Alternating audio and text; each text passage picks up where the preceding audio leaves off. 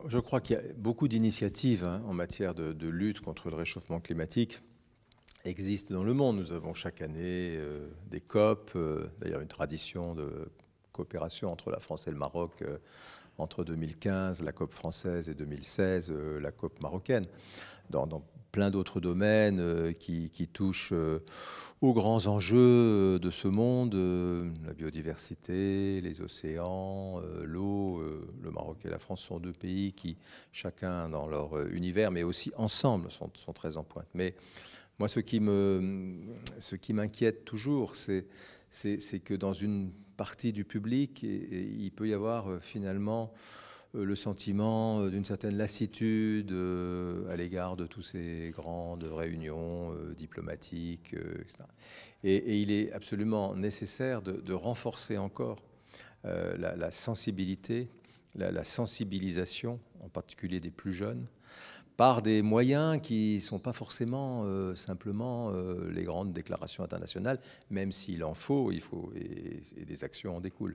Et je pense que l'approche culturelle au sens large, ce qui va toucher la sensibilité, ce qui va, à travers une représentation artistique, mais aussi à travers une conférence, un livre de bande dessinée, des moments un petit peu non classiques, va permettre vous le disiez tout à l'heure, de rallumer la flamme de la conscience de ce qui se passe. Parce que finalement, la jeunesse, c'est le public des instituts français, c'est celle dont l'avenir est le plus en question.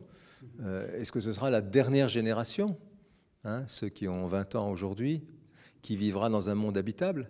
On ne peut pas dire que cette question soit purement rhétorique.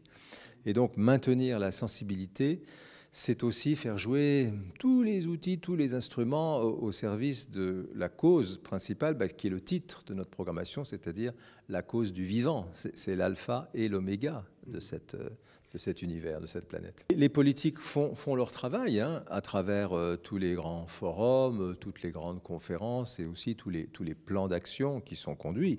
On connaît tout ce que le Maroc fait en matière de décarbonation de son économie, de développement des énergies renouvelables.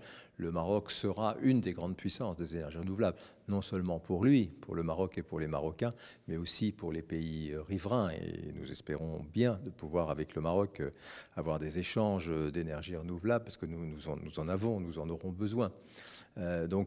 Voilà, la tâche des politiques, c'est de créer le cadre international. Il est créé, il faut simplement arriver à ce qu'il délivre les promesses et les engagements.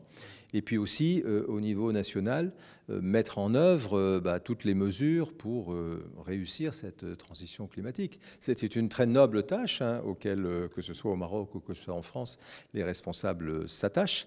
Mais l'adhésion de la société est très importante parce que finalement, la transition énergétique, c'est une infinité de choix personnels que l'on peut faire dans son mode de vie, dans son mode de consommation, dans son habitat.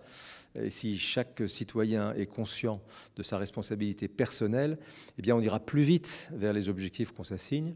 Et si chacun finalement se replie dans une forme de scepticisme ou de paresse à l'égard de cette question, on ira moins vite. Et donc notre rôle à nous, Français et Marocains, y compris à travers cet agenda culturel, eh bien c'est de pousser les feux, de souffler, si je puis dire, sur les braises pour que tout ça aille le plus vite possible. Et je suis très confiant de ce que cette programmation servira à allumer le plus possible de lumière dans le plus grand nombre d'esprits français et marocains.